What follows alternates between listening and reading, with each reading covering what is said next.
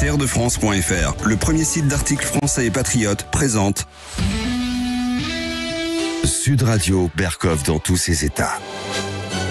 Nous sommes en guerre. Non, Fabien, tu ne gagneras pas avec un steak. Parce que le peuple, c'est le boss et Macron, c'est l'employé. Nous sommes dans une guerre hybride. Nous qui sommes sans passé, les femmes. Ministerio de las Mujeres y Género y Diversidad, afuera. Ministerio de Obras Públicas, afuera. Il est efficace à plus de 90%. C'est extraordinaire. C'est vraiment...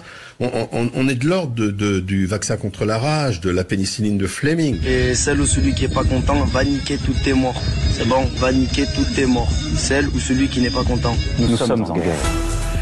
Et oui, vous avez entendu le professeur Gilbert Deray, sacré troisième bonimenteur par le syndicat Liberté Santé, on va évidemment en parler. Et puis vous avez entendu quelques phrases de certaines personnes qui sont allées à Crépol ou des amis de ceux qui sont allés à Crépol, voilà. C'est une manière de parler de la langue française, c'est bien aussi, c'est bien. Et puis nous sommes en guerre, bien sûr Emmanuel Macron, mais ce n'est plus le Covid aujourd'hui, en tout cas c'est beaucoup moins le Covid. Alors c'est quoi ? Eh bien c'est par exemple comment marche la mécanique de l'immigration. Comment il se fait ? France, terre d'asile, ok. France, terre d'accueil, ok. Mais où ? Jusqu'à quel point ? Et jusqu'où ? Eh bien on va parler avec l'avocat Pierre Gentillet. Comment marche ce mécanisme ? Pas seulement sur l'OQTF, bien sûr. D'ailleurs, ce n'est plus obligation de quitter le territoire français, mais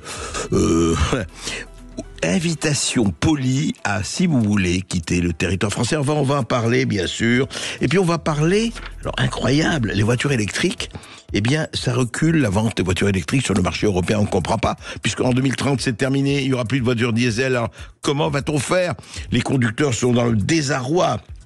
On va parler évidemment des huées et des bravos, vous allez voir, on va voir très très bien avec justement un certain nombre de gens. Et puis, on va recevoir Éric Sadin. Éric Sadin est un spécialiste du numérique, c'est un philosophe. Il va parler d'intelligence artificielle, il va parler du monde des métaverses dans lequel on vit. C'est passionnant, on est entré dans ce monde-là et il va le décrypter avec la société spectrale, son nouveau livre, un livre choc passionnant. À tout de suite. Terredefrance.fr, le premier site d'articles français et patriotes, présente Ici Sud Radio. Les Français parlent au français. Je n'aime pas la blanquette de veau. Je n'aime pas la blanquette de veau. Sud Radio, Berkoff dans tous ses états. La population, effectivement, la population française aujourd'hui, selon les derniers chiffres de l'INSEE, la population française compte désormais 10,3% d'immigrés. Sur 3 générations, l'immigration représente plus de 19 millions de personnes. Pourquoi pas, effectivement, la France terre d'accueil, la France qui reçoit, la France qui abrite, très bien. Mais jusqu'où et comment, et surtout, comment il se fait que, on dit toujours, bon, très bien, l'immigration légale parfois, et l'immigration clandestine, quand même, il faut non seulement la contrainte, il faut quand même l'obligation de quitter le territoire français, etc. On sait très bien que tout cela n'est pas respecté, que tout cela, que il y a peut-être une raquette, mais il y a que des trous dans la raquette. Pourquoi ? On en parle tout de suite. Sud Radio, Berkoff dans tous ses états. Le fait du jour. Bienvenue chez moi. Oui, bien sûr, bienvenue chez moi. Bien sûr, mais jusqu'à quel point ? Et c'est vraiment le problème, et on sait, qui occupe.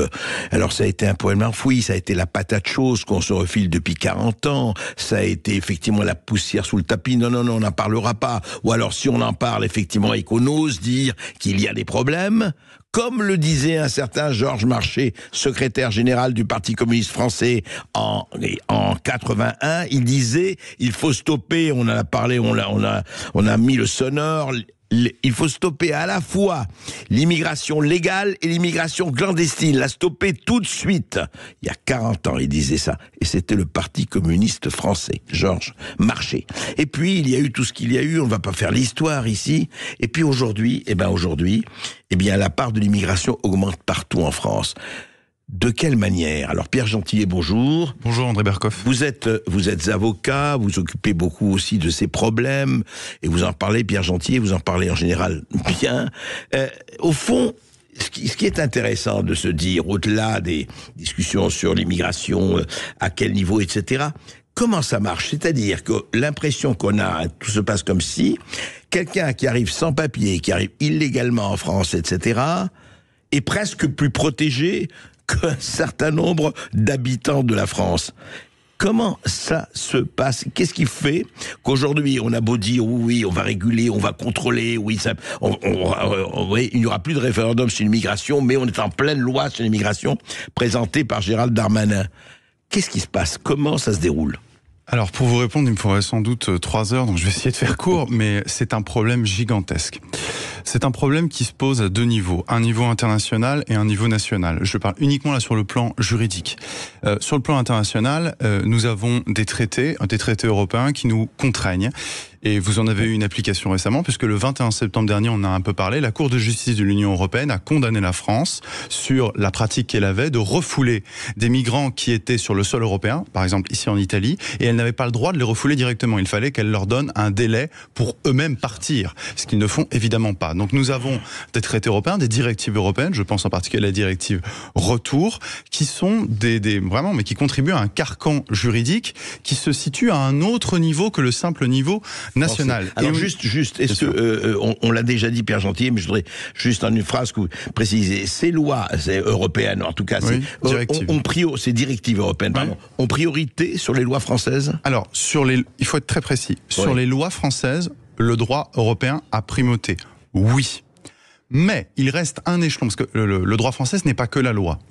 La Constitution française, par exemple les référendums ou les normes à valeur constitutionnelle, par exemple un référendum, peut tout à fait s'imposer par-dessus. Si demain il y a un référendum sur l'immigration, il s'imposera par-delà toute directive européenne, par-delà tout traité européen. C'est le dernier échelon de la fusée qui reste supérieur. C'est pour ça qu'on ne le fait pas et à vrai dire, on ne veut pas le faire. Vous avez vu qu'Emmanuel Macron l'a enterré.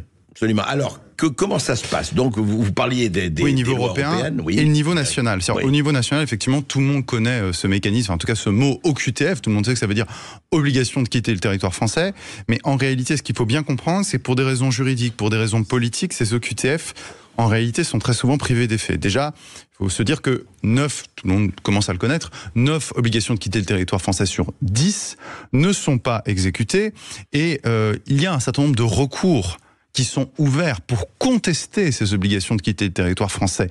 Et là-dessus, vous avez des avocats, vous avez même des magistrats. C'est un contentieux très important devant les tribunaux administratifs, parce que on nous dit que l'immigration, c'est pas un sujet global. Si, c'est un sujet global. C'est un sujet global en matière de santé, mais en matière aussi de justice. Dans les tribunaux, c'est un vrai sujet. En particulier, je le dis, dans les tribunaux administratifs. Et il y a un certain nombre de recours qui sont possibles contre ces obligations de quitter le territoire français.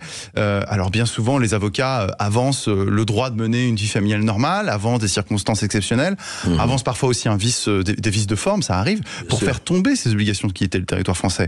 Dans la majorité des cas, elles sont maintenues par les tribunaux administratifs, mais il y a des fois où effectivement elles tombent. Et quand bien même, ces obligations de quitter le territoire français sont maintenues par les juridictions administratives, il faut bien comprendre une chose, c'est-à-dire que la plupart du temps, elles ne sont pas exécutées parce que concrètement, qu'est-ce qui se passe? Ça, c'est sans doute un des points les plus méconnus sur le sujet des OQTF. Une OQTF, elle est prononcée avec un délai, soit c'est sans délai 48 heures, vous avez 48 heures pour quitter le sol, soit 15 jours, soit 30 jours. Si votre QTF, donc le délai est passé, techniquement, c'est l'autorité, la police qui vient vous chercher, la gendarmerie, et qui vous expulse. Sauf que font ces gens-là, généralement d'ailleurs bien conseillés? Ils s'évaporent dans la nature. Pourquoi? Parce qu'au bout d'un an, l'acte administratif, la décision administrative prise par le préfet, l'obligation de quitter le territoire français, est caduque.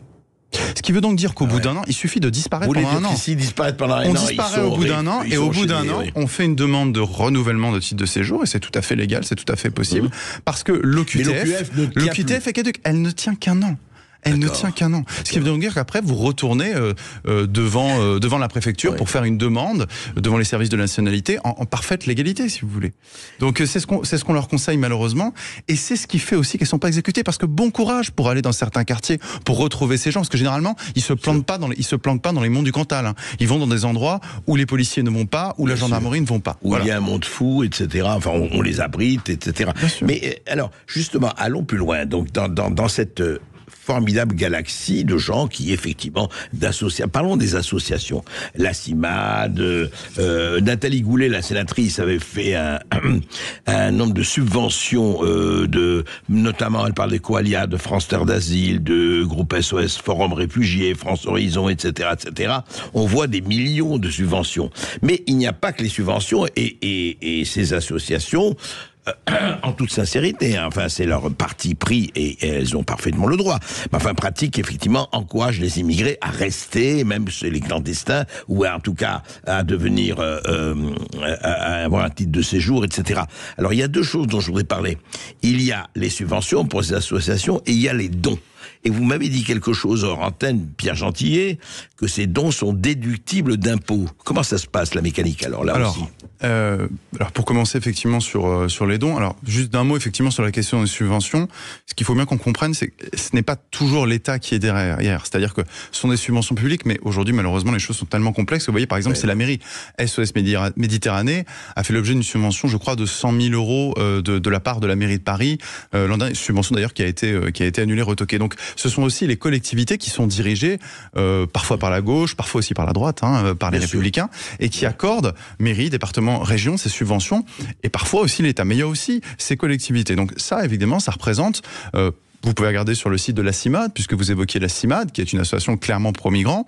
C'est, de mémoire, c'est pour 2022, c'est un tiers de leur budget, c'est 19,6 ou 19,8 millions d'euros par an de budget. Donc je vous laisse faire le calcul. Maintenant, sur l'autre facette, qui en réalité est la moins connue, et que moi, en tant qu'avocat, si vous voulez, c'est mon cœur de cible, donc je connais un petit peu ce sujet, parce que c'est vraiment ma pratique, c'est la possibilité, ce qu'on appelle le régime du mécénat, pour ces associations, toutes celles que vous avez citées, toutes, CIMAD, Forum Réfugiés, France Terre d'Asile, vous pouvez la regarder, c'est sur leur site internet, ont la possibilité d'offrir à leurs donateurs, à leurs mécènes, la possibilité d'avoir un reçu fiscal en échange du don. Ce qui signifie concrètement que quand vous donnez 100 euros à la CIMAD, 66 euros, c'est de la réduction d'impôt. C'est-à-dire vous pouvez déduire 66 euros de votre impôt sur le revenu. À la CIMAD, ça ne vous coûtera que 34 euros. Et le reste, c'est financé par le contribuable. Et moi, je n'ai à déclarer que 34 euros. Alors, vous mettez 100 euros, vous donnez 100 euros, mais à la fin, lors de votre impôt sur le revenu, vous déduirez 66 euros dans la limite de 20% de votre revenu imposable. Et ce qu'il faut bien comprendre, c'est que ça, c'est un élément dont on parle peu, mais qui est un élément déterminant. Je parlais de la CIMAD tout à l'heure. Je vous ai dit que les subventions, c'était 30%. Vous pouvez regarder sur le site internet, tout ça, c'est public. À peu près un quart de leur budget vient de dons de mécènes, particuliers ou entreprises. Avec les réductions d'impôts. Une entreprise peut aussi... Elle peut tout à fait donner, et elle a une réduction d'impôt qui, elle, est un petit peu inférieure, c'est 60% de réduction d'impôt sur le don. Ce qu'il faut bien comprendre, c'est que non seulement, en fait, c'est de l'économie d'impôt, donc en fait, tout ça, ça se fait indirectement, enfin même concrètement, avec notre argent, parce que c'est un manque à gagner pour le trésor public ici. Et deuxièmement, ce qu'il faut bien comprendre, c'est qu'entre une association qui a la possibilité d'émettre des reçus fiscaux et une association qui n'a pas cette possibilité, le rapport de collecte, alors ça varie en fonction des associations, mais on peut dire que ça varie de 1 à 3, voire 1 à 4. Vous voyez les différences de budget, c'est colossal. Ça veut dire qu'une association qui n'a pas la possibilité d'émettre des reçus fiscaux et qui lève, je sais pas, 100 000 euros, une qui a la possibilité d'émettre des reçus fiscaux, en moyenne, on dit qu'elle va aller à 300 000 ou à 400 000 euros. Donc vous voyez, le niveau de ressources est super. Et qu'est-ce qui fait cet agrément fiscal ? Soit parce qu'elles ont consulté un avocat et que l'avocat leur a dit que c'était possible, parce que c'est une question technique. Et généralement, je ne vais pas entrer dans la technique, mais elles se prévalent du caractère humanitaire qui est éligible, mais en réalité, elles ne sont pas humanitaires, elles font de la politique, et essentiellement de la politique. Ou alors, elles ont, ce qui est le cas pour certaines d'entre elles, un rescrit fiscal de l'administration qui les couvre et qui leur donne cette possibilité.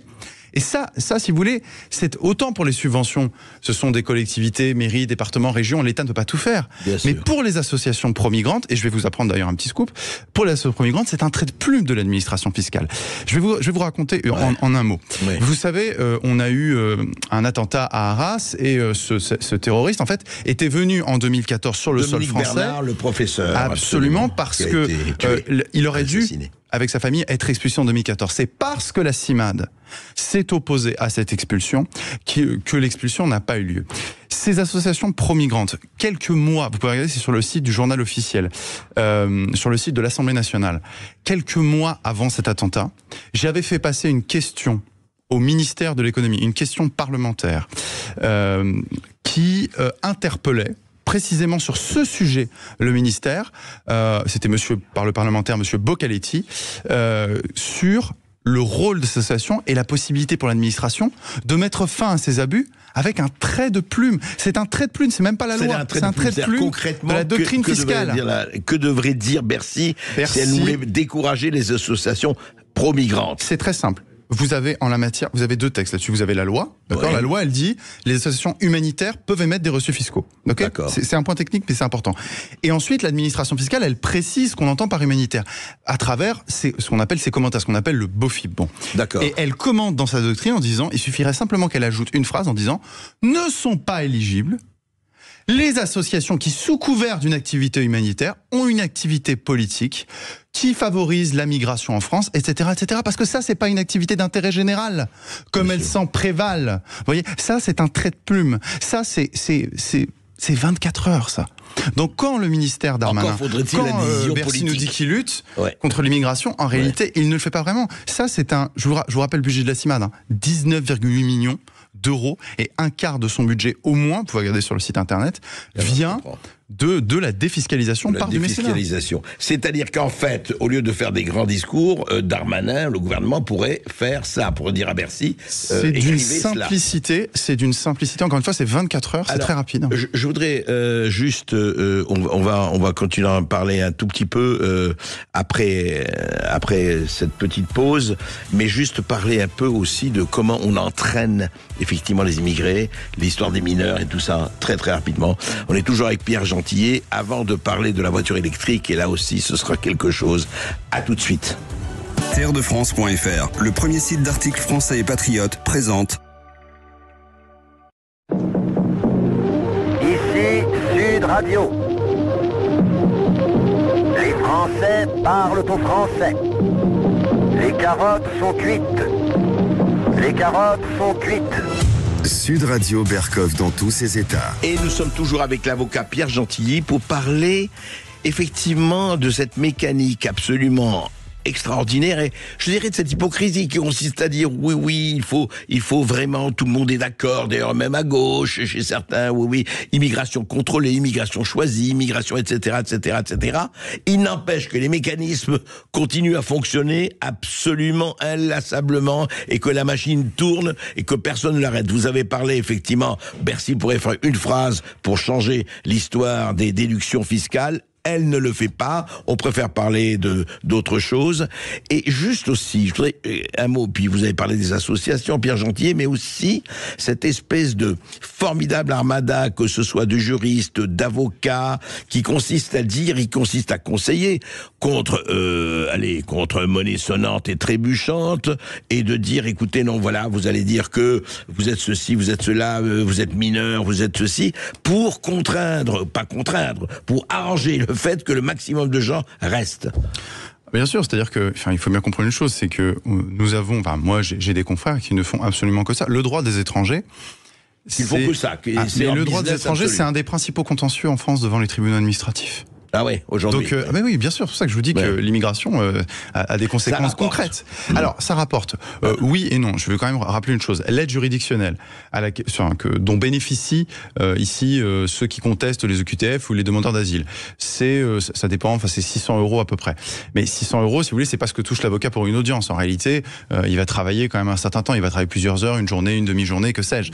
Donc, c'est pas des gens qui vont trop. Mais ça leur donne du travail. S'il a 10 clients à 600 €. Oui, mais vous savez, 600 euros, on peut entrer en détail, c'est 600 euros bruts. Donc pour nous, à la fin, ça termine autour de 250. Bon, tout ça, c'est des calculs de boutiquier. Mais ce qui est sûr, c'est qu'aujourd'hui, à travers cette aide juridictionnelle, donc qu'on donne ici aux migrants, hein, enfin indirectement ici, puisque ça va aux avocats, mais ça profite aux migrants. C'est une aide.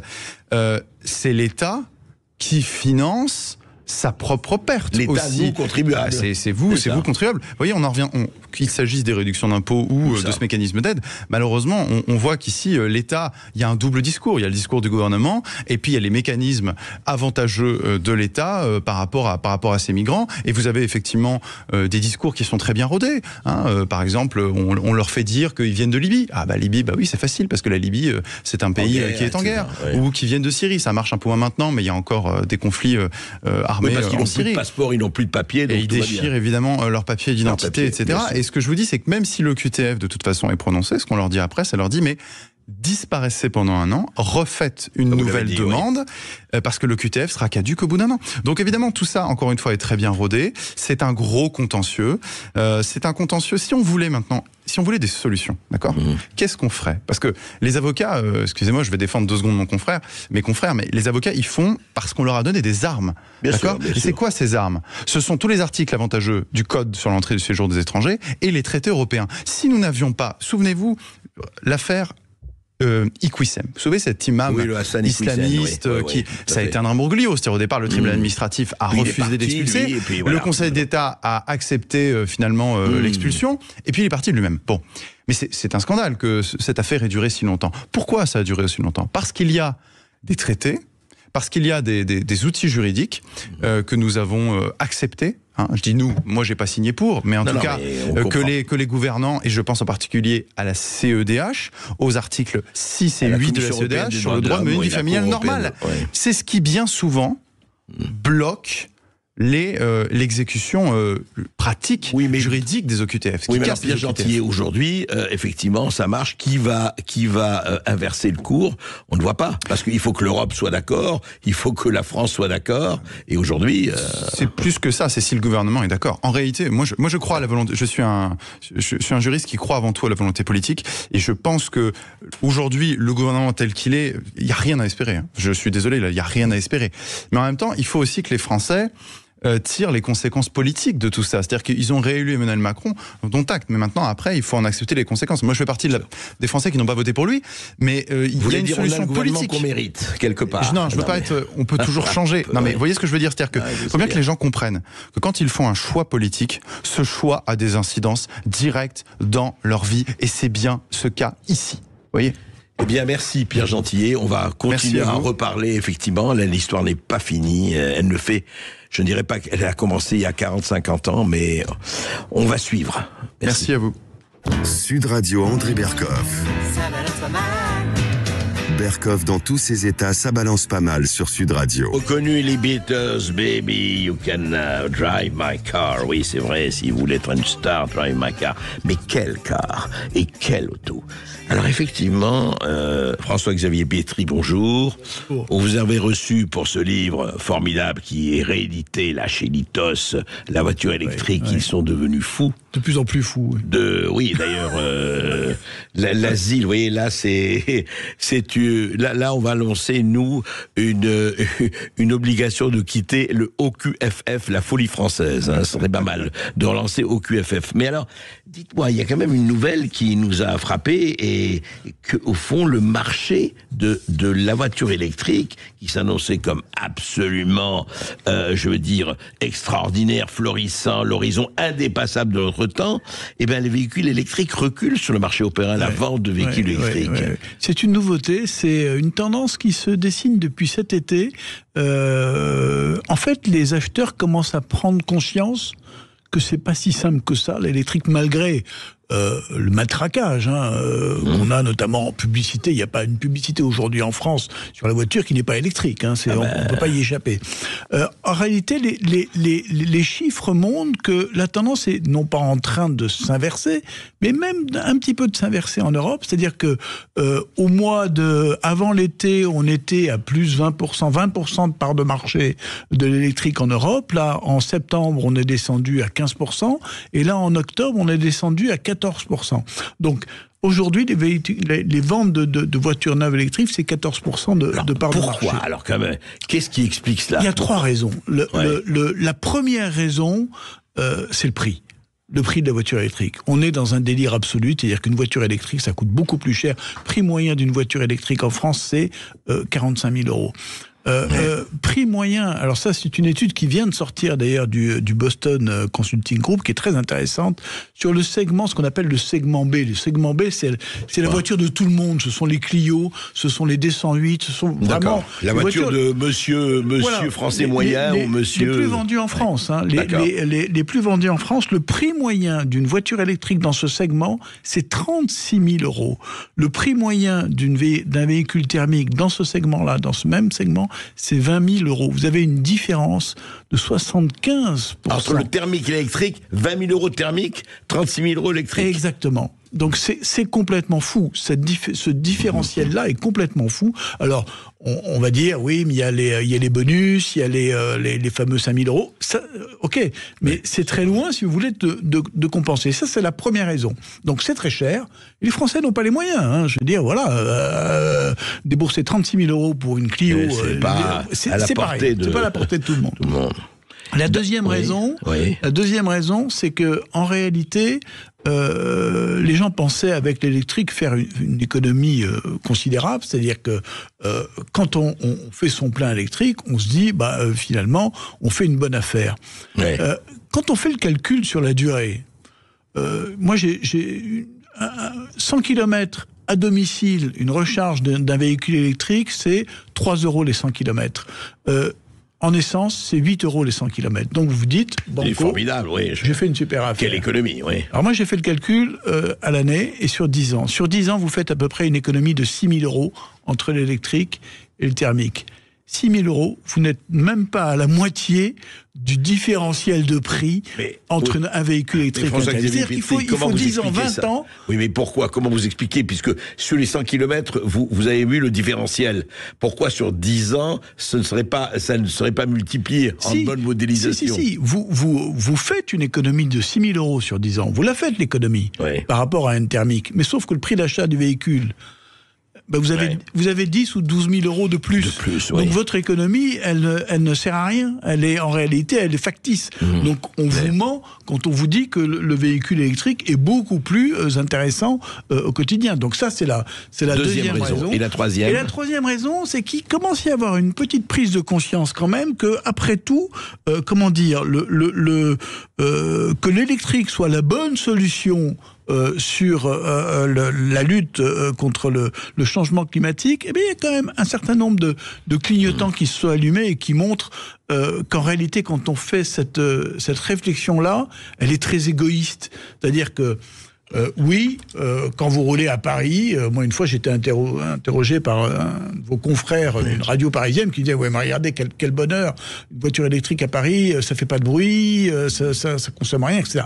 Oui, c'est très égoïste parce qu'on regarde pas ce qui s'est passé avant, c'est-à-dire pour construire la voiture électrique. Dans la vie en plus. Voilà, il n'y a pas de Paris dans la vie et on regarde pas ce qui se passe pendant, c'est-à-dire quand vous faites le plein de votre véhicule électrique, vous le faites pas forcément à une énergie propre. Vous le faites aussi avec du pétrole, vous le faites aussi avec du charbon.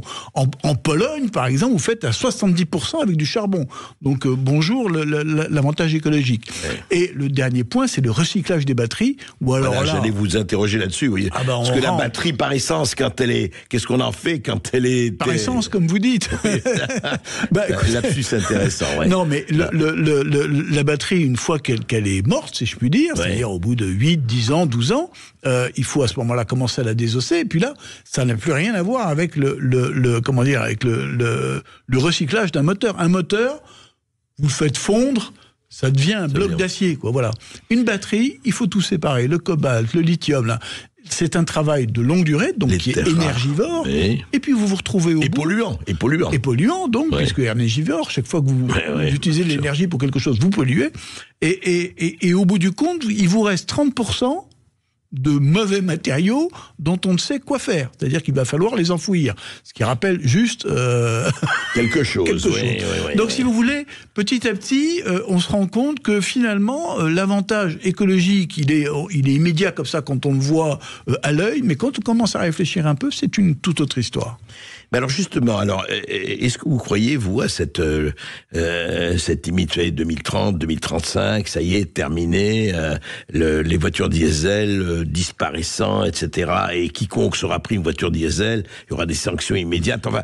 On a entendu, alors ça y est, la ligne infranchissable, c'est dans 5 ans, 10 ans. Mais la ligne reste infranchissable. La ligne, alors je sais pas si ça sera tenable. Il commence à y avoir des voix, par exemple Thierry Breton, commissaire européen, commence à dire, non mais attendez, il faudrait quand même regarder. Là. Les constructeurs, quand on leur dit continuez à faire du thermique, c'est eux qui commencent à dire maintenant, mais ça va pas la tête. On nous a demandé d'investir des milliards d'euros pour changer de stratégie, pour pousser l'électrique, pour construire des gigafactories, etc. Et puis après, on va nous dire finalement le thermique, c'était pas si mal. Ça n'est plus gérable, ça. Le retour en arrière n'est plus gérable. Ce qui est gérable, peut-être, c'est une évolution dans le temps. C'est-à-dire qu'on prenne plus de temps pour aller vers cette bascule, ou qu'on assouplisse en autorisant plus longtemps l'hybride, etc. Mais attention, on ne parle ici que de l'Europe. Ce choix, il est uniquement européen. Les États-Unis n'ont pas fait ce choix-là. Ni la Chine, ni l'Inde, et ne parlons pas de la Russie. Ah non, mais la Chine, c'est encore une autre histoire extraordinaire. C'est quand même, on a offert le marché européen aux Chinois sur un plateau d'argent. Et là, la Commission européenne nous dit, a lancé une enquête. Non, mais attendez, moi, quand j'ai vu ça, je n'en revenais pas. A lancé une enquête pour voir si, par hasard, l'État chinois n'aiderait pas un peu trop les constructeurs chinois à faire de l'électrique. Comme c'est bizarre. Oui, alors que ce sont eux qui nous ont pris le marché français, et que le hub électrique va être contrôlé et actif par les Chinois. Et quand les Français construisent des usines de batteries en France, les fameuses gigafactories, etc., en général, c'est en association avec des groupes chinois. Absolument. Donc ils s'implantent industriellement aussi. Absolument. Non, c'est très intéressant. Mais vous voyez, nous sommes la nation la plus cartésienne et la plus cohérente du monde. Merci François-Xavier Petry, parce que franchement, on reviendra là-dessus et on va suivre, parce que c'est extraordinaire. On a l'impression qu'on se tire des balles dans le pied ou ailleurs, avec une espèce de constance et de fidélité remarquable. C'est ça. On avait, un marché automobile, un savoir-faire sur le thermique. On a tout lâché pour des raisons uniquement politiques et idéologiques, et c'est vraiment dommage. Et comme a dit un certain ministre algérien, nous étions au bord du gouffre, mais depuis on a fait un grand pas en avant. Merci François-Xavier Petry d'avoir été avec nous, et on rappelle ce livre, Voiture électrique, ils sont devenus fous, c'est réédité en édition de poche aux éditions Lithos. On va se retrouver. Terredefrance.fr, le premier site d'articles français et patriotes, présente. Ici Sud Radio. Les Français parlent au français. Je n'aime pas la blanquette de veau. Je n'aime pas la blanquette de veau. Sud Radio Berkov dans tous ses états. Eh bien, effectivement, dans tous nos états, et dans des états intéressants. Vous savez, on a parlé de Crépol hier, on a parlé de ce qui s'est passé ce week-end avec cette espèce de que certains ont appelé Rix et autres, et qui s'est terminé dans le sang. Et puis là, justement, on va avoir un peu des réactions. Et certaines réactions, vous allez voir, qui sont plus instructives que n'importe quel récit. Écoutez. Sud Radio Berkov dans tous ses états. Vous avez reconnu, en tout cas pour ceux qui connaissent, et ils sont nombreux, Léo Ferré. Je hais, oui. Alors c'est les haines de Léo Ferré, je les aime bien, mais d'autres haines, vraiment, ce n'est pas la même chose. Des haines qui vont et qui estiment qu'il faut casser telle ou telle communauté, telle personne, des jeunes qui vont faire la fête, et puis voilà, il faut leur entrer dedans, etc., etc. Et on voit bien aujourd'hui, vous savez, Fourquet, les autres sociologues, psychologues, parlent de démographes, géographes, de cette France coupée en deux, de cette France, ou en trois, ou en 10, cette France archipélisée. Mais écoutez, Langage d'abord, des gens qui effectivement sont copains, des quelques personnes qui sont allées effectivement casser la fête à Crépol. Je rappelle un petit village de Drôme de 500 habitants où une soirée très simple a fini en drame. Écoutez un peu ce langage et traduisez-le. Et le Mourad, le jardinier qui s'est fait trancher la gorge. Zéro nouvelle, rien, il y a zéro suite, vous parlez pas que quand ça vous arrange, bande de tapettes. Là, vous venez nous faire les victimes. Je dis pas bien fait, je crache pas sur la mort du gamin, mais à un moment donné, faut avoir les tenants, les aboutissants. Ils se sont pas rendus sur place pour tuer, ils se sont rendus sur place pour s'amuser. Ils se sont vus refuser l'accès encore une fois, s'en est suivi une bagarre. Un gamin est mort, l'autre il a perdu des doigts, l'autre ci, l'autre ça. Et celle ou celui qui est pas content va niquer tous tes morts. C'est bon, Gérard Darmanin, Bruno Attal, va niquer tous tes morts. Celle ou celui qui n'est pas content. Gérard Darmanin, nique ta mère. Vous avez interpellé des gens, il y en a, ils ont rien à voir. Vous faites fuiter des photos de gens qui ont rien à voir. C'est pas un acte prémédité, encore pour la 10e fois, c'est juste une bagarre, s'en est suivi des échanges de coups de couteau, arrêtez de tout mélanger. Il y en a à l'heure actuelle, ils sont en garde à vue, ils ont strictement rien fait. Bande de fils de pute. Voilà, effectivement, bande de fils de pute, nique ta mère, etc. Un langage qu'on connaît, qui s'entend, qui est devenu quotidien. Un certain nombre de latitudes de France et de Navarre. Et écoutez, on va pas faire de jugement là-dessus. Ce qui est intéressant, c'est qu'il y a cette population-là, on en a rien à faire, et d'autres qui parlent de la France. Et voilà ce qu'ils disent, et c'est très très très très instructif, parce que ça montre bien en fait le fossé qu'il y a dans quelquefois les mêmes populations. Écoutez. J'en ai marre, parce que en fait ça va toujours retomber sur nous. Ça va toujours retomber sur nous. Pour ceux qui ne savent pas, à Crépol, un petit village à côté de Lyon, des jeunes de cité, vraiment que des jeunes de cité, sont venus déranger une fête tranquille parce qu'ils voulaient s'incruster dans la fête. Ils ont coupé le doigt du vigile qui voulait pas les laisser passer. Et ensuite, ils sont rentrés dans la fête et ils ont poignardé un mec de 2 coups de couteau et il est mort. Il s'appelle Thomas. En fait, ce qu'ils font, c'est que toujours ça retombe sur nous. Wallah, ça va toujours retomber sur nous, ça va faire monter le racisme contre nous et on en a marre. Wallah, on en a marre toujours que ces gens-là, ils nous incriminent tout le temps. Parce que c'est, en vrai, à un moment donné, les gens, ils ont entre guillemets raison de faire de l'amalgame. Parce que trop de gens qui promouvoient ce genre de comportement en nous faisant passer pour nous, et en vrai de vrai, à un certain moment, c'est normal que certains, ils commencent à tout mélanger. Je suis pas en train de donner raison à l'extrême droite qui vont extrapoler tout ça, mais je donne raison à ceux qui commencent à se dire que, en fait, ils sont bizarres, tu vois. Je pense en vrai, c'est à nous-mêmes, tu vois, qui voient ces genres de comportements de directement les blâmer, genre directement, pour pas que ça se reproduise. Parce que ça va toujours retomber sur nous. Voilà, c'est très très très intéressant ces réactions sur Crépol. Vous avez vu, il y a des réactions très différentes dans les mêmes milieux. Dans les mêmes milieux, c'est pas une question de généralité, de communauté, de couleur, d'ethnie, etc. C'est qu'il y a les gens qui pensent nique ta mère, va te faire foutre, la France, on en a rien à foutre, sauf la CAF et tout ça. Et il y a les gens du même milieu, des mêmes ethnies ou autres, qui disent attendez, on réfléchit un peu, on est lucide et tout ça. C'est pour ça qu'il faut jamais faire de généralisation. C'est pas une généralisation communautaire qu'il y a à faire. Il y a dans chaque communauté, hélas, des crétins assermentés, des espèces de cerveaux vides qui ne pensent que par la haine et par l'insulte et qui sont en train d'emmerder tout le monde. Et puis, il y a des gens qui disent attendez, ça suffit quoi. On veut pas, on n'est pas solidaire de ça. On n'est pas solidaire. On ne veut pas que ça retombe sur nous parce que ils ont, et c'est tout, et ça n'a rien à voir, qu'on soit blanc, noir et compagnie. Il y a la même proportion de crétins et la même proportion de gens qui réfléchissent et qui ont un petit grain de neurones dans le cerveau et qui savent, et c'est ceux-là qui sont importants. C'est ceux qui ont, je le dis toujours et je le radote, ceux qui ont question à tout et qui réfléchissent. Voilà. Et ce n'est pas une question de milieu, c'est pas une question, encore une fois, ni de couleur de peau, ni de religion.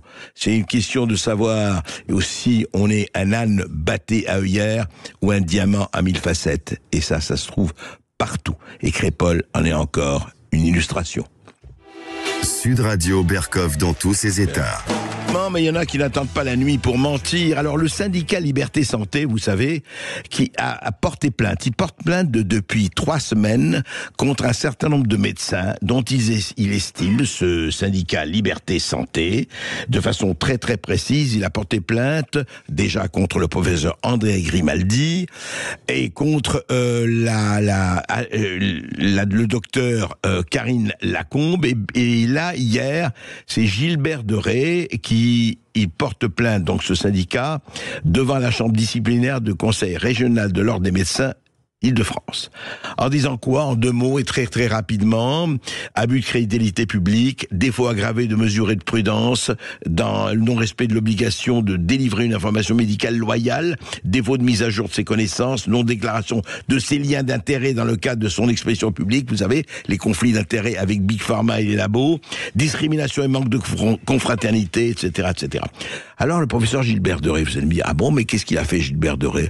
Eh bien Gilbert Derey, rappelez-vous, il est tout le temps, il était sur les fenestrons, sur les petites antennes du matin au soir et du soir au matin. Et alors qu'est-ce qu'il a dit Gilbert Derey, notamment début 2021 avec le vaccin? Écoutez, c'est très intéressant à écouter à l'aune de novembre 2023. Quand est-ce qu'on connaîtra les propriétés de ce vaccin? C'est-à-dire de savoir si il empêche la contagion, si y a une protection contre ce nouveau variant, et puis la durée de l'immunisation. Quand est-ce qu'on pourra avoir ces données-là? Alors, il y a plusieurs choses. D'abord, soulignons ce qu'on sait. Il est efficace à plus de 90%. C'est extraordinaire. C'est vraiment... On est de l'ordre du vaccin contre la rage, de la pénicilline de Fleming, du vaccin d'Howard Jenner du XVIIIe siècle. On est de cet ordre-là. Il faut bien le dire et le redire. Ça, c'est la première chose. Donc, il marche extrêmement bien. Sa tolérance est bonne. Et ensuite, on a des questions qui sont liées simplement aux données insuffisantes et au recul. Pour ce qui est de la transmission, on va le savoir assez vite là maintenant, puisqu'on est en vie réelle avec des millions de personnes vaccinées. Dans les semaines qui viennent, on aura la réponse à cette question. Comme je vous le disais, des données préliminaires suggèrent qu'effectivement, on bloque la contagion, ça c'est une bonne chose. Pour ce qui est de la durée de l'immunité, c'est juste une affaire de temps qui passe. On n'a que 3 à 4 mois pour l'instant pour l'immunité. Au pire, il faudra se vacciner comme pour la grippe une fois par an. Ce n'est pas du tout un problème. Donc ces questions-là, on va les avoir au fur et à mesure. On a pour l'instant le pilier. On bloque la maladie. Et le deuxième pilier qu'on a, c'est la sécurité semble très bonne.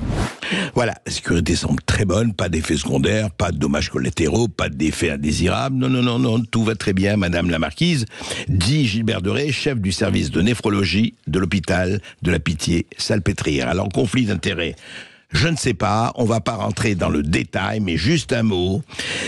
De 2017 à 2019, ce sont les chiffres officiels, plus de 7 milliards d'euros ont été versés par l'industrie pharmaceutique aux professionnels de santé dans 11 pays européens.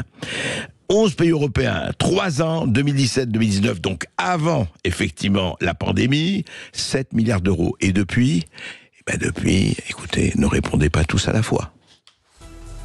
Terredefrance.fr, le premier site d'articles français et patriotes, présente Sud Radio Berkov dans tous ses états. Le face-à-face. 13h06 sur Sud Radio, l'heure pour nous de vous présenter le face-à-face d'André Berkov, exceptionnel aujourd'hui avec Éric Sadin, écrivain, philosophe et surtout auteur de ce nouveau livre, La vie spectrale, c'est publié aux éditions Grasset. Bonjour Éric Sadin. Bonjour. Alors, Éric Sadin, on l'avait déjà reçu et on le reçoit avec plaisir parce que Éric Sadin, je dirais qu'il est au numérique ce que Barbès est à Rochechouart, Otis à Piffre ou Erckmann à Châtrian. C'est-à-dire qu'il a vraiment... Et il en parle pas seulement pour décrire les avancées du numérique, de l'intelligence artificielle, de chat GPT ou du métavers. Non, il en parle pour montrer, au fond, qu'est-ce que nous, du point de vue de l'éthique, du point de vue de la morale, et du point de vue de l'humanité, nous avons, et quel rapport nous avons à avoir entre la siliconisation du monde, le libéralisme numérique, l'intelligence artificielle, l'enjeu du siècle, vous le rappelez, vous avez écrit là-dessus, l'individu tyran, et puis là, voilà, la vie spectrale, penser l'ère du métavers et des intelligences artificielles génératives. Et c'est vraiment intéressant, auditeur résistant de Sud Radio, parce que elle est là, l'intelligence artificielle est là, toutes les technologies sont là. Donc, est-ce qu'il faut les subir ou est-ce qu'il faut non seulement les contrôler, mais surtout les gérer? Parce que c'est intériorisé aujourd'hui. Alors, je voudrais, Éric Sadin, qu'on commence peut-être par définir le métavers. Parce que les gens, le métavers, il y a beaucoup de gens qui ne savent pas ce que c'est. Je voudrais que vous disiez, quand vous parlez de l'ère du métavers, c'est quoi cette ère du métavers? Le métavers, c'est l'autre nom de la pixelisation sans cesse croissante de nos existences individuelles et collectives. C'est-à-dire que de plus en plus, nous menons, allez quoi, une dizaine, une douzaine d'heures par jour, chacun d'entre nous à l'échelle de la planète devant des écrans. Et c'est pas seulement de passer du temps toujours plus devant les écrans, c'est aussi de faire un nombre d'actions de la vie humaine toujours plus diverses.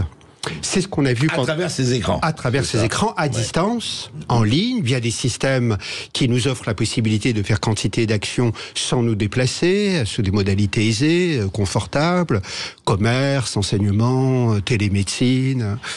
Enseignement, oui, vous avez dit, télétravail, loisirs. Ouais. Donc c'est ça, c'est le fait que, vous savez, on dénonce beaucoup, depuis, on va dire, une dizaine d'années, l'addiction, avec toujours une dose de moralisme, et toujours en restant à la surface des choses. En réalité, c'est pas, il y aurait pas ceux qui ont une conduite hygiéniste et puis ou en tous les cas diététique et ceux qui seraient des drogués des écrans. C'est pas ça l'équation, parce qu'il y a combien de littérature qui dit oui, on est trop devant les écrans. C'est pas ça. C'est que de plus en plus, nous vivons une condition humaine qui est adossée à des systèmes numériques, à des écrans, à des pixels. Ce qu'on a vu durant les confinements. Hein, c'est-à-dire que d'un seul coup, les flux numériques et les flux de la vie se sont presque confondus. Et ce qu'on a découvert, c'est que il était possible de mener des actions de la vie humaine à distance, en ligne, via des écrans, mais aussi des actions dont on ne supposait même pas que c'était possible. Consultation de psychanalyse, apéro WhatsApp, sommet de chefs d'État, foire commerciale, réunion de syndic, enfin bref, la liste est très longue. Et le métavers, c'est Zuckerberg qui, à la sortie des confinements, a dit eh bien, là, il y a une nouvelle condition, on va mettre le paquet. Mais il s'est trompé, il a fait 3 erreurs, c'est-à-dire qu'il a voulu donner une dimension quasi intégrale à la pixelisation de nos existences. En disant, si je vous comprends bien, et vous le dites dans le livre, Éric Sadin, c'est-à-dire au fond, c'est une nouvelle forme de vie qu'il nous faut accepter. Absolument. C'est-à-dire qu'il faut accepter qui serait plus aisé, qui serait plus confortable, qui nous épargnerait nombre d'efforts. C'était l'annonce que Zuckerberg avait faite il y a 2 ans. Et qui, à l'époque, avait déclenché toute une foule d'investissements, une sorte d'excitation hystérique. Dès qu'un gourou de la Silicon Valley commence à pointer un horizon du doigt, il y a des foules comme des moutons qui vont dans la direction sans se poser aucune question, comme si c'était l'horizon incontournable de l'époque.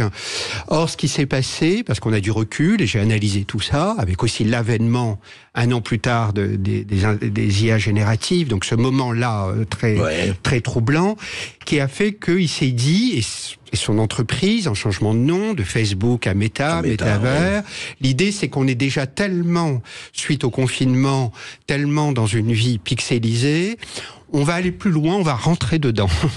On va quasiment intégralement entrer dedans par les casques et par les avatars, c'est-à-dire des figurines de synthèse supposées nous représenter dans la vie courante. Mais il a péché par peut-être un excès de confiance en lui, en quelque chose de par avance écrit. Mais je voudrais, pardon Éric, c'est intéressant parce qu'on va expliquer ça. C'est-à-dire, qu'est-ce que ça voudrait dire en dehors de Zuckerberg, mais c'est-à-dire que en fait l'idée d'un certain nombre de gens, d'ailleurs c'est Harari aussi qui le dit, et puis beaucoup d'autres, qu'est-ce que ça veut dire entrer dans le métavers? C'est entrer dans la vie pixelisée. C'est-à-dire que au fond, c'est un prolongement de notre peau quelque part. C'est comme le nombril. Il faut intégrer cette vie et devenir les avatars de nous-mêmes existentiels. C'est quoi? On peut dire les choses comme ça. On peut dire aussi exclure tout hors champ à une existence pixelisée. Parce qu'une existence pixelisée, chaque seconde devant nos écrans produit, à divers titres, génère des profits. génère des chiffres d'affaires, que ça soit dans l'attention, que ça soit dans l'usage de systèmes, que ça soit... Ah oui, tout devient chiffre d'affaires. Tout devient chiffre. Donc l'idée, c'est d'exclure tout hors champ à nos vies pixelisées et au fait que on entre dans une sorte de vie numérisée intégrale. Mais je le répète, il s'est trompé. Parce que c'est intéressant de voir que des gens qui sont supposés être visionnaires, qui se sont en gros trompés. Mais pas trompés. Enfin, ils se sont trompés, en même temps, ils ont senti quelque chose. Je vais dire les choses très simplement. Il a péché par ce qu'on peut appeler très simplement déterminisme technologique. C'est-à-dire, il s'est passé ça, la prochaine étape sera comme mécaniquement... Modélisation. Voilà, modélisation et le fait qu'on est tellement entré dans une sorte de matrice qu'il suffit de l'accélérer, de l'intensifier en mettant un casque. La deuxième chose, c'est que il a voulu aller plus vite que la musique. Il aurait mieux fait de pas faire d'annonces sensationnalistes et travailler à ce que j'appelle une économie de la fixité des corps, c'est-à-dire de plus en plus la numérisation de nos existences fait que il y a une tendance générale de moins avoir besoin de produire des efforts, de se déplacer, de voir, on peut dire, tous les flux du monde venir à nous. Par exemple, Netflix, la musique, Spotify, le commerce, jusqu'aux véhicules qui viennent nous chercher, jusqu'aux livraisons de repas. Le monde vient à nous. Le véhicule sans conducteur, bien sûr. C'est compliqué. On a vu que le cas de figure était compliqué depuis une semaine. Mais vous voulez dire, en fait, la facilitation du monde, on n'a plus rien à faire. Voilà. Et on travaille pour nous. Voilà. Et l'industrie du numérique érige chaque consommateur en tant que roi soleil qui voit le monde venir à lui selon les moyens dont il dispose.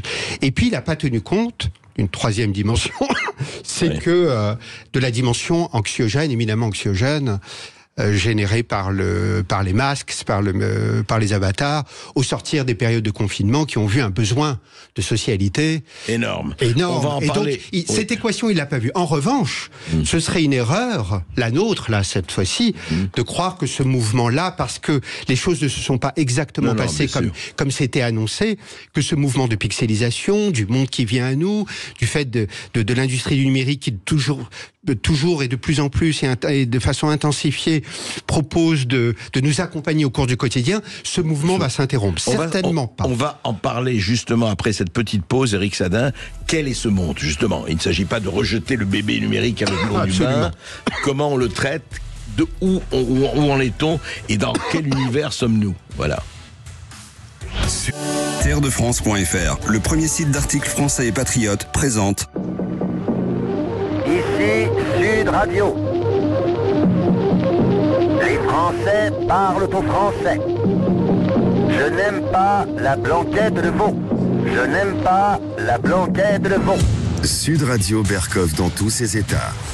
Et toujours avec Éric Sadin qui a écrit son plus récent livre remarquable, La vie spectrale, penser l'ère du métaverse et des intelligence artificielle générative.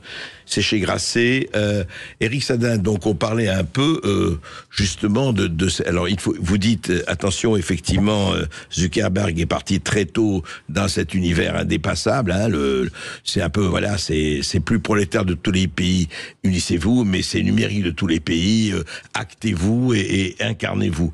Mais vous dites alors on est dans cet univers-là.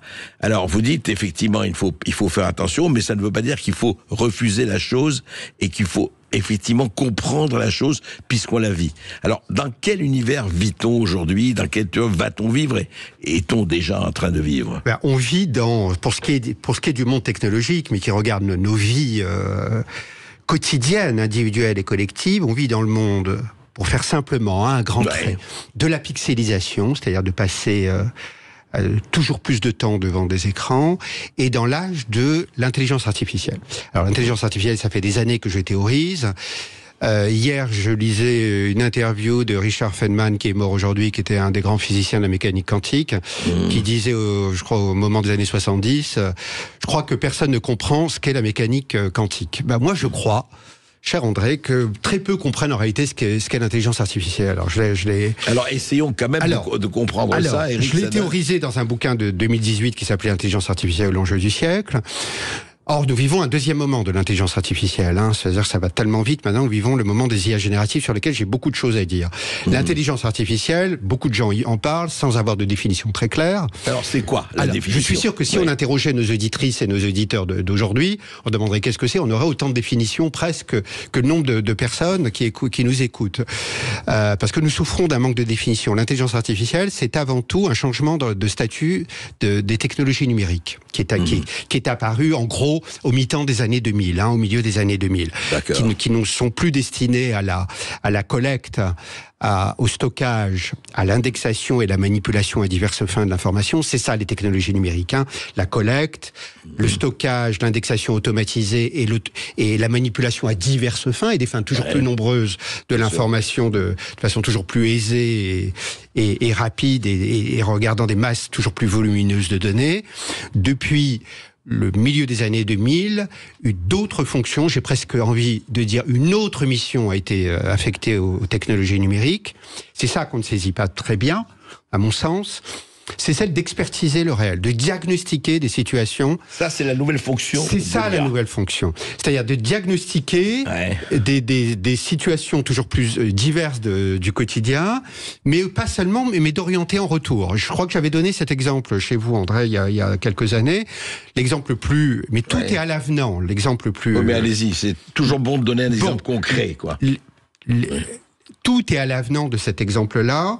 Par exemple, l'application Waze, qui analyse, qui diagnostique, qui expertise l'état du trafic en temps réel, selon des vitesses et traitant des volumes d'informations qu'aucun être humain ne pourrait gérer à une telle vitesse et selon de telles masses de données, et qui expertise au moment même où on l'interroge l'itinéraire, l'état du trafic et l'itinéraire le plus optimisé, mais pas seulement, qui conseille, suggère, encourage d'emprunter tel itinéraire plutôt que tel autre. C'est ça. C'est-à-dire... Tout le monde a son GPS et Waze aujourd'hui. Voilà. Mais ça, les exemples, c'est dans le commerce, c'est par exemple dans le management, où on voit des manufacturiers recevoir des signaux audio qui expertisent, qui diagnostiquent l'endroit où ils se trouvent et qui les orientent, les enjoint d'aller dans tel endroit chercher tel article pour les déposer à telle vitesse dans tel palais. Donc c'est cette systématique technologique qui interprète et qui oriente l'action humaine. C'est-à-dire que nous vivons ce que j'avais appelé dans un bouquin de 2018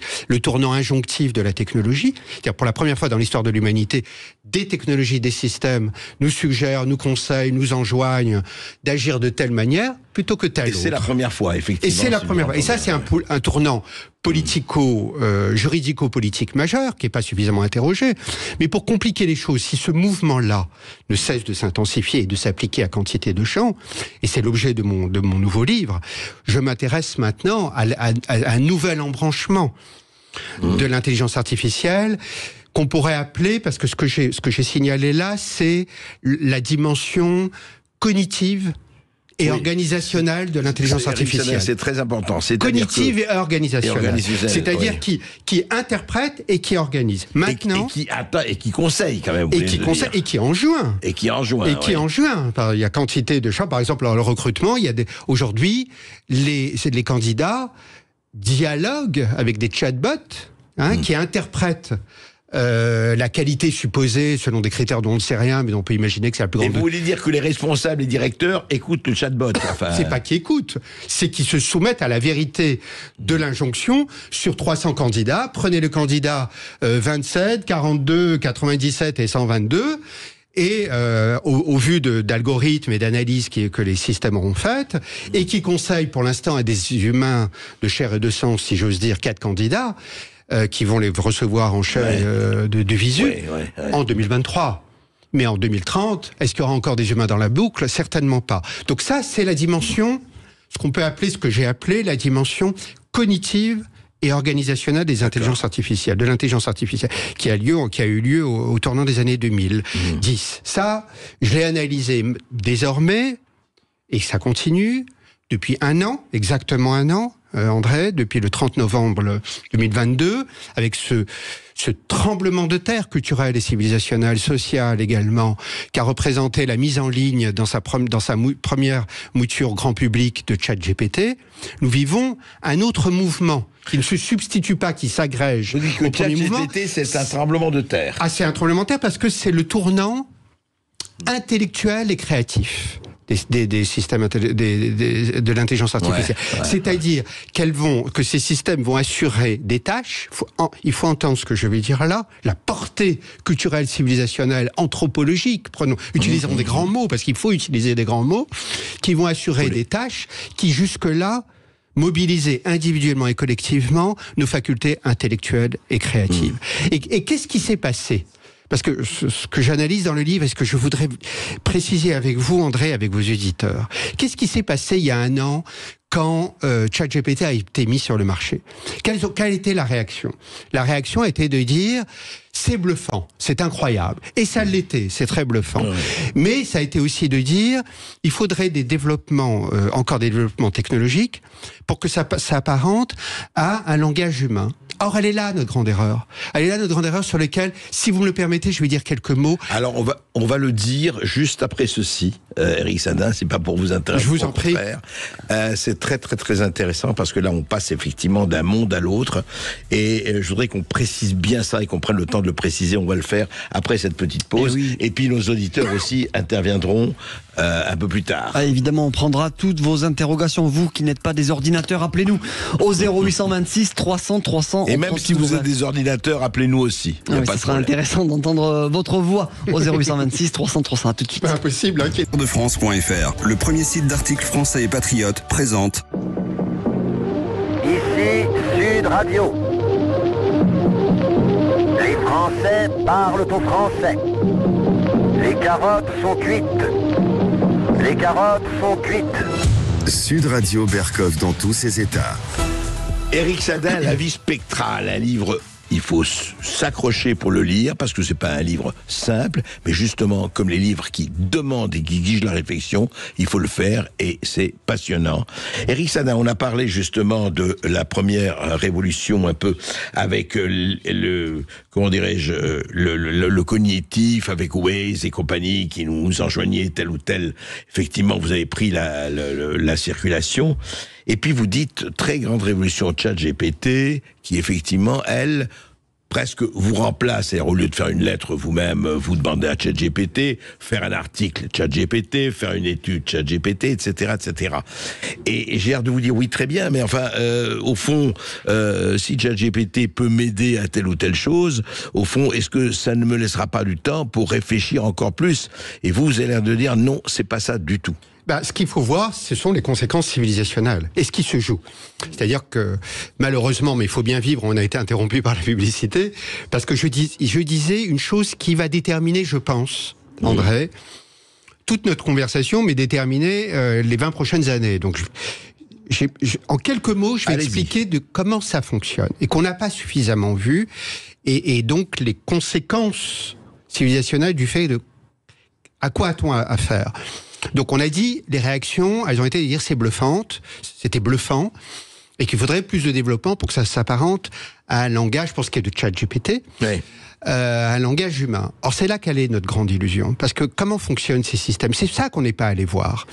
Ce sont des systèmes à qui on délègue la fonction d'ingurgiter tous les corpus textuels existants, tous, à l'intérieur d'une dimension totalisante, quelque chose de gargantuesque, j'ai envie de dire, depuis la nuit des temps, tous les corpus existants, dans des bases de données, sur Internet. L'année dernière, c'était jusqu'à 2021, mais maintenant, c'est tous ceux existants.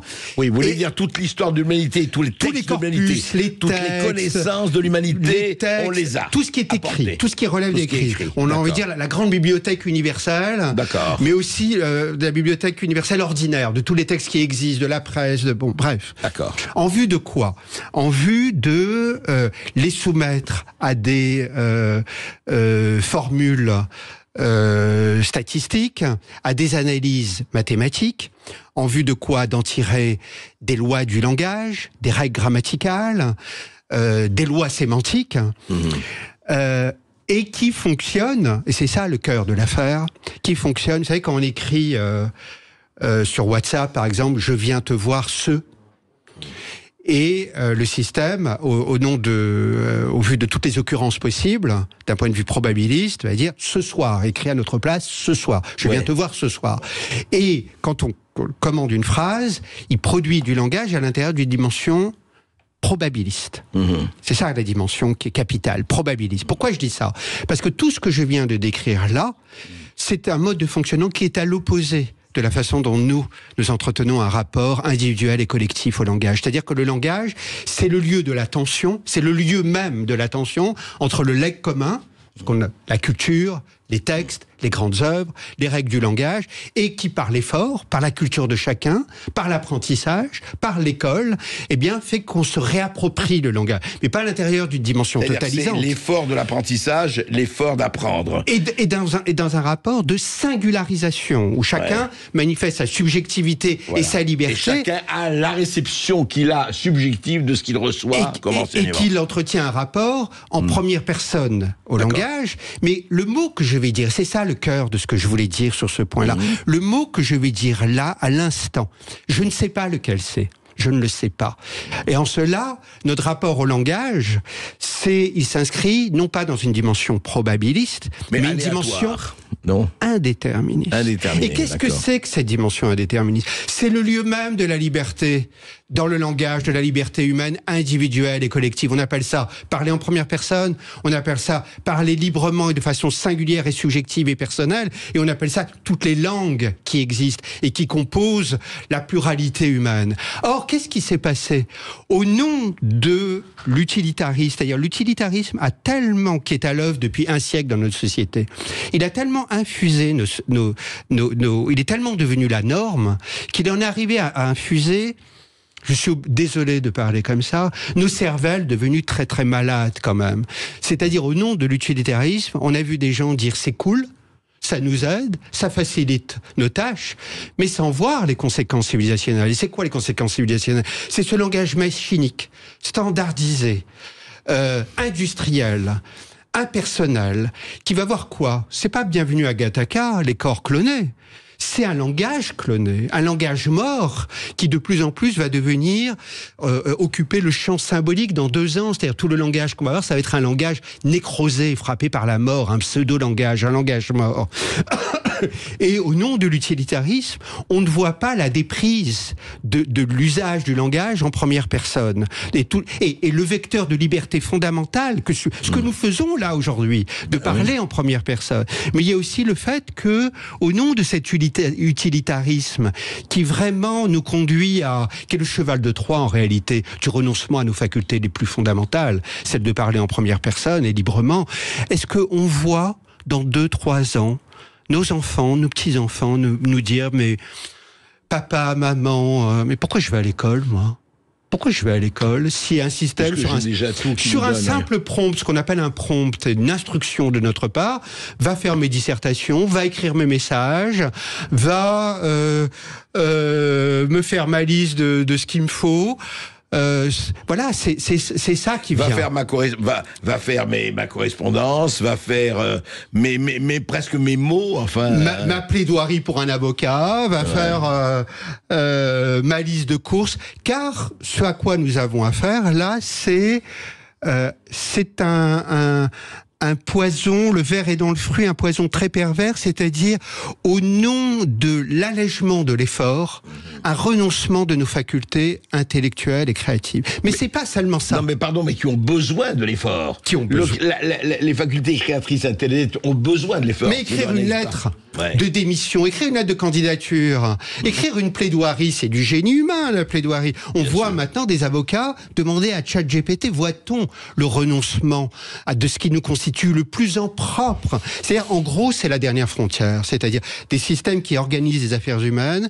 Maintenant, c'est des systèmes qui, au nom, dans la volonté de générer uniquement des profits, parce que là, c'est pas un projet de société. Est-ce qu'on a décidé ça en société? Est-ce que, parce que la société des évolutions, c'est des gens qui décident, point de vie organique, Ce dans la n'est pas le pluralité. marxisme, le conservatisme Non, ou telle dans la idéologie. contradiction, non, c'est l'industrie du numérique qui, au nom de ses propres intérêts, a mis le monde devant le fait accompli et a offert un poison qui ont fait que les gens ont dit c'est cool. Mais il y a aussi une autre dimension, c'est que c'est un langage personnalisé qui va apparaître. C'est-à-dire, c'est déjà à l'œuvre dans les robots conversationnels de Microsoft ou de Google, Bard ou Bing, qui va avoir quoi? Qui va avoir un langage nous parler en vue de nos propres souhaits. Par exemple... Ben donc vous allez retrouver la première personne, mon cher Éric Sadin. Ben c'est-à-dire, c'est la personnalisation. Ouais. C'est-à-dire, des systèmes vont nous dire, vous êtes à San Francisco, fais-moi un programme personnalisé. Fais-moi ma recette de cuisine. C'est-à-dire que de plus en plus, je crois que c'est la plus grande forme d'aliénation sournoise que nous vivons. C'est-à-dire, non plus sous une forme de servitude, mais sous une forme, ce qu'on avait vécu avec l'économie de la donnée des plateformes depuis une dizaine d'années, où des systèmes allègent continuellement nos existences. Maintenant, des systèmes vont alléger l'effort de devoir aller vers les autres, d'aller vers le réel, de travailler en vue d'écrire, de travailler en vue de produire du langage, de travailler en vue de savoir comment allons-nous agir dans notre quotidien. Et mais ça va faire en sorte... Pardon, on réalise le cauchemar de la Boétie, la servitude volontaire. Oui, mais avec l'idée que on adosse nos existences de plus en plus à des compagnies privées qui vont alléger nos existences. Et c'est cela qui est à l'œuvre. Et avec le fait aussi... Ça leur apporte quoi, pardon? À qui? Aux compagnies privées. Eh ben, ça génère du chiffre. Par exemple, OpenAI vend des abonnements. Il y a tout un marché des IA génératives. Et puis, je voudrais, moi, demander à toutes les bonnes âmes qui disent « Ah, moi, je prends plus l'avion aujourd'hui.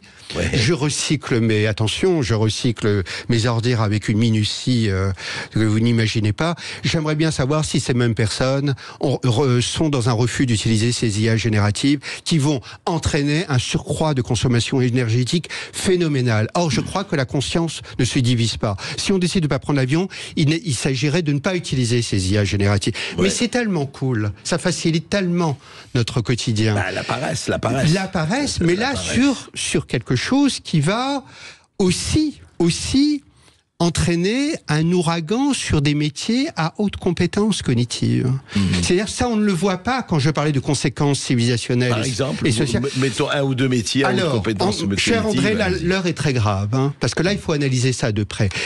En quelques mots, ce qu'on a vécu au tournant des années 80 avec l'automatisation, par exemple, des usines automobiles, et qu'on a vu un mouvement de substitution de nombreux métiers, ou d'éradication de nombreux métiers, c'était pour des métiers à haute pénibilité, n'est-ce pas? Sûr.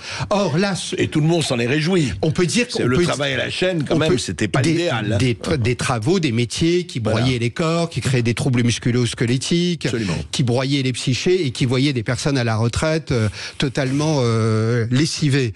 Là, ce à quoi nous avons affaire, c'est un ouragan sur des métiers à haute compétence cognitive qui mobilisent nos facultés intellectuelles et créatives, qui aussi ont nécessité de longues années d'études, qui apportent de l'estime de soi, de la reconnaissance des formes de socialité.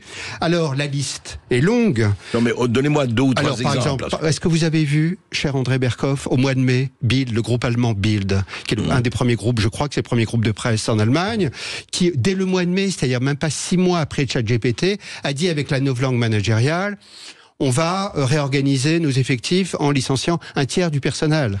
Donc, c'est les journalistes, c'est à terme les professeurs, les correcteurs, les traducteurs, des enseignants, parce qu'il faut voir au-delà de 2023. Et je voudrais signaler sur ce point-là les scénaristes. Qu'est-ce qui s'est passé avec les scénaristes à Hollywood? Qu'est-ce qui s'est passé? C'est-à-dire que les scénaristes à Hollywood, ils ont vu le vent venir. Ils ont eu du nez, si j'ose dire. Et ils ont vu que, pour l'instant, ces systèmes d'IA génératifs ne sont pas appelés à se substituer à eux. En revanche, de plus en plus, par l'analyse des pratiques de consommation sur Netflix... Si, demain, ils vont se substituer à eux. Ils feront des scénarios. Alors, dans 1 ou 2 ans, André. Alors, qu'est-ce qu'ils ont fait? Et là, ils ont été grands. Ça devrait nous inspirer. Ils ont dit, on va pas attendre des actions des régulateurs qui ne pensent que par le primat économique et qui est dans une fascination à l'endroit de l'industrie du numérique. On va s'élever par corporation, et on va dire vos objections, ce que moi j'appelle chat ACC, vos objections culturelles et civilisationnelles, qui vont nous amener à un désert de l'humanité, c'est-à-dire à l'abandon de nos facultés intellectuelles et créatives. On n'en veut pas. Ils se sont mobilisés, et qu'est-ce qui s'est passé ? Ils ont eu gain de cause. Oui, c'est-à-dire que contre la régulation qui ne cherche qu'à accompagner ce mouvement dans une soumission coupable, on peut réagir, on peut se révolter. C'est une dimension jurisprudentielle qui a eu lieu, c'est-à-dire ils ont fait acte de droit en disant ça n'aura pas lieu comme ça. Et ce que je crois, je vais terminer sur ce point-là parce que je vois qu'on me presse là. J'étais au Chili la semaine dernière, invité par l'université catholique du Chili à Santiago, et le recteur de l'université, ils m'ont dit mais nous dans les universités comment on va faire ? Parce qu'on voit bien que c'est un ouragan l'usage des GA génératives. Eh bien j'ai dit regardons ce qui s'est passé avec les scénaristes. Ce que je crois, c'est que si des personnes se mobilisent à l'échelle de leur petite société, ça n'a pas beaucoup d'effet. En revanche, si des corporations, à l'échelle de la planète, à l'échelle du monde, se lèvent et ils disent, nous, la corporation des journalistes, comme les scénaristes, on ne veut pas être remplacés par des systèmes. Parce qu'au nom de l'utilitarisme généralisé, ce sont des métiers qui apportent de l'estime de soi, des métiers à haute compétence, des métiers qui créent du plaisir à la tâche. Des journaux, des radios, des télévisions avec. Mais c'est pareil pour plein d'autres métiers. Vous savez, l'avenir du professeur, elle est en danger. Il y aura, on peut imaginer que dans quelques années, il y ait des super assistants médecins généralistes qui vont être en première consultation par analyse du visage et par l'analyse des capteurs. Donc ce que je crois, c'est que les corporations à l'échelle de la planète devraient se mobiliser. Pourquoi je dis ça ? Parce que à force de nous soumettre, la soumission à force de nous adapter, la soumission on va vers des logiques de soumission. Et puis il y a toujours cette idée totalitaire. Et puis il y a toujours cette idée de complémentarité homme-machine, celui qui a inventé cette notion mériterait aujourd'hui le prix Nobel de la novlangue. C'est pas une complémentarité homme-machine qui est à l'œuvre. C'est une éradication à grande vitesse des métiers qui en réalité mobilisent le génie humain. Des métiers humains et du génie. Et comment peut-on accepter cela passivement ? Ce n'est pas possible. La preuve, c'est que votre passion montre, et vous n'êtes pas le seul, Éric Sadin, que beaucoup de gens ne l'acceptent pas. Et c'est toujours les problèmes de la soumission et de la résistance. 3000 ans d'histoire, même si on assiste à une mutation globale. On va se retrouver dans quelques instants, et après en direction Lyon, on sera avec Alain qui nous appelle. À tout de suite sur Sud Radio. Terredefrance.fr, le premier site d'articles français et patriotes, présente. Ici Sud Radio. Les Français parlent au français. Je n'aime pas la blanquette de veau. Je n'aime pas la blanquette de veau. Sud Radio Berkov dans tous ses états. 13h49 sur Sud Radio, nous sommes toujours avec Éric Sadin jusqu'à 14h qui est notre invité aujourd'hui. Et on a Alain au 0826 300 300 qui nous appelle de Lyon. Bonjour Alain, on vous écoute. Bonjour Alain. Bonjour. On vous écoute Alain. Je voulais juste réagir à une interpellation que vous avez faite tout à l'heure sur les gens qui ne prenaient pas l'avion et ainsi de suite, mais qui en même temps devaient se servir de ChatGPT. Ouais. Alors je suis en plein dans ce créneau-là. J'ai 65 ans. Ouais. J'ai arrêté de skier à 22 ans, en 1980, parce que déjà à cette époque-là, on se rendait compte que les montagnes étaient en train de trop souffrir. La dernière fois que j'ai pris l'avion, c'était en 93. Depuis, quand je me déplace en Europe, c'est en train. Ouais. Je n'ai jamais payé quoi que ce soit par Internet. Je me suis jamais servi d'un GPS. Je n'ai jamais envoyé un mail de ma vie, ni reçu, ni ouvert un mail.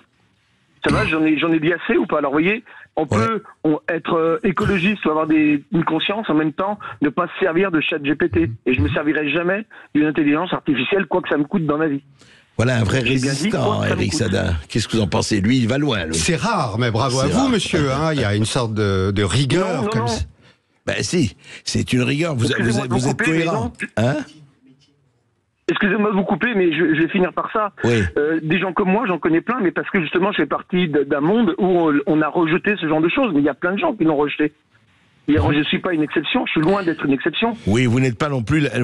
Il y en a qui vont beaucoup. C'est quoi votre. Excusez-moi, c'était quoi votre métier? Je ne sais pas si vous êtes à la retraite, Éric. C'est quoi votre métier? J'étais chef d'entreprise. Ouais. Et vous n'avez jamais utilisé un mail dans votre entreprise? Jamais. Ah bon? Écoutez, très sincèrement, j'estime beaucoup, je crois, mais très sincèrement, je ne vais pas dire le théorème de Michel Audiard, il y a des poissons volants, mais ce n'est pas la majorité de l'espèce. Mais écoutez, aujourd'hui, si vous êtes en France, vous savez, et en France et en Europe et partout, malheureusement peut-être, je ne dis pas que c'est bien, mais vous savez que vous n'êtes pas majoritaire. C'est le moins que l'on puisse dire. C'est une radicalité diététique. Pas d'être majoritaire, mais Non, mais... Je ne revendique pas d'être majoritaire, mais je suis pas solitaire, en tout cas. Oui, c'est très bien. Il y a des gens qui vont beaucoup plus loin, il y a des gens qui n'ont même pas de portable, etc. Bien sûr. Ils sont rares, ils existent, c'est très bien. Votre témoignage est précieux, monsieur. Heureusement. De savoir qu'il y a des personnes qui tiennent à cela, qui l'affirment, qui l'inscrivent dans leurs usages. Mais là, on peut parler aussi de mesures. C'est-à-dire là, vous êtes dans une attitude, j'ai envie de dire, diététique radicale, et c'est à votre honneur, à votre grand honneur. Moi, ce que je vois, c'est que ça ne cesse de prendre plus de mesures. Vous disiez, vous n'utilisez pas d'intelligence artificielle, de systèmes d'intelligence artificielle et notamment les IA génératives. Nous avons parlé là de ChatGPT. Mais parlons de l'image. Voilà, parce qu'il s'agit de langage, de texte, de production. C'est-à-dire, c'est quand même très troublant dans l'histoire de l'humanité voir des systèmes produire du langage, et ça entre dans l'ordre banal des choses. Ça dit quand même quelque chose de nos psychés, c'est-à-dire d'être prêt à accepter des choses qui sont totalement incroyables sans nous poser de questions et sans voir ce qui se joue. Mais nous vivons vivons exactement la même chose avec les images, c'est-à-dire les IA génératives. C'est pas seulement sur simple prompt, parce que nous allons vers, je suis pas prophète, mais je peux vous dire que les 20 prochaines années, c'est ce que j'appelle le promptisme généralisé. C'est-à-dire, on va tous, pour tous les cas, pas comme monsieur et pas comme moi et pas comme un nombre important d'entre nous, je l'espère, mais un très grand nombre va continuellement faire des prompts, c'est-à-dire des instructions. C'est ça l'IA générative. C'est être avachis sur notre canapé et pour quantité d'actions de la vie humaine, faire des prompts, des instructions. Fais-moi un mouton, fais-moi un texte, fais-moi mon programme de la journée. Mais ces prompts, c'est aussi... c'est aussi générer des images. Et là, je voudrais souligner quelque chose d'extrêmement grave. C'est-à-dire, on a tous vu au printemps dernier des images du pape avec une doudoune, ou Macron dans une manifestation être pris à partie. C'est-à-dire que sur un simple prompt, des systèmes aujourd'hui, sur une simple instruction de notre part, vont pouvoir produire en temps réel et offert dans les mains de quiconque. Eh bien, par exemple, je vais demander à Midjourney ou Ali, qui sont le nom de deux systèmes parmi d'autres, produis-moi en 1 seconde l'image de mon voisin avec lequel, par exemple, j'aurai un différend, qui frappe ma voisine, et je le balance sur Internet. Ou produis-moi l'image d'un soldat dans un contexte déterminé, qui abat de sang-froid une petite fille ou un petit garçon. C'est-à-dire que la société n'est pas suffisamment frappée par la psychiatrisation, n'est-ce pas? Marquée par l'expression des rancœurs, des ressentiments, une défiance continuelle. Il faudrait que l'industrie numérique en rajoute. Et nous allons vers quoi? Nous allons vers ce que j'appelle le régime de l'indistinction généralisée. C'est extrêmement grave. C'est-à-dire que d'ici, 2 ans, peut-être que 50% du régime symbolique qu'on va avoir sur Internet et dans notre horizon symbolique, de notre horizon de l'image, et c'est pareil avec les textes et probablement avec le son, nous ne saurons pas quelle est la nature et l'origine d'une image. Or, ça c'est d'une extrême gravité. Pourquoi? Parce que la société, c'est pas seulement des principes communs. Pour faire société, moi qui ai écrit L'ère de l'individu tyran, ou pour le livre pour lequel vous m'aviez invité, André, La fin d'un monde commun, une société c'est pas seulement des principes communs qui font qu'on est capable d'agir en liberté et dans la pluralité, dans la contradiction. Ce sont aussi des référents communs. C'est-à-dire des points d'intelligibilité communs, faute de quoi on ne se comprend plus. Et vous dites, dans l'indistinction totale du mot et de l'image, on fera n'importe quoi. Mais c'est la brutalisation des rapports interpersonnels mais est-ce que vous ne croyez pas quand même à ce que la nature humaine, quand je dis la nature humaine, vous comprenez, ce n'est pas en tant que... Oui. Est-ce qu'elle n'est pas capable, parce que est-ce que vous n'êtes pas un peu trop pessimiste? Est-ce que vous ne croyez pas que nous avons et que nous pouvons sécréter des anticorps face à, effectivement, cette IA générative et à cette tentative de totalisation, je ne dirais pas au sens totalitaire, mais c'est un peu ça, que ce soit de l'image et du mot, parce que c'est du faux, la fausse personnalisation au nom de la marchandise. Bien sûr. Mais donc, est-ce que vous n'êtes pas un peu trop pessimiste? Alors, les anticorps sont mis en péril par un poison qui est le fait de profiter d'instruments de facilitation de nos existences et de vecteurs de paresse. C'est ça. C'est-à-dire... Esteban, vous m'êtes très sympathique. On a plaisanté hors antenne tout à l'heure. Vous disiez, pour un pot de départ, je crois, à CNews, vous avez demandé à ChatGPT de l'écrire. Moi, je vous ai dit en plaisantant, c'était en toute cordialité, mais est-ce que c'est si difficile d'écrire un pot de départ? Il y a le fait que pour qu'il y ait des anticorps, il faut quand même qu'il y ait des principes auxquels on tient. Il y a quand même les principes auxquels on tient, et je crois que ces principes, nous avons tendance à les oublier. C'est-à-dire que le monde économique, la société et le régulateur les a oubliés. C'est quoi les principes fondamentaux qui nous animent, qu'on peut tenir dans les doigts d'une main? Moi, c'est mes critères de jugement. Ces principes, c'est quoi? C'est la défense et la célébration de la dignité, de l'intégrité humaine, de la liberté, de l'intelligence et de la créativité qui nous caractérise. Or, au moment où nous renonçons à cela, eh bien, il y a le fait que ce sont nos pires penchants qui prévalent, notamment la paresse. Je crois que c'est un grand défi, effectivement, qui est là, et vous avez raison de le poser, et vous le posez dans votre livre. C'est effectivement le défi qui nous attend. Étant de nature optimiste, je pense, et vous aussi, je crois, que nous allons sécréter les anticorps nécessaires et vivre la résistance. Et votre livre est un livre de résistance, c'est pour ça qu'on l'aime bien. Et on le rappelle, ce livre, La vie spectrale, c'est publié aux éditions Grasset. Merci Eric Sadin d'avoir été avec nous. André Berkoff, on se retrouve demain à partir de midi. On sera en direct du Salon des Mers à la Porte de Versailles de Paris. Tout de suite, c'est Brigitte Lahaye sur Sud Radio. À demain. Tu as avec airDeFrance.fr, le premier site d'articles français et patriotes.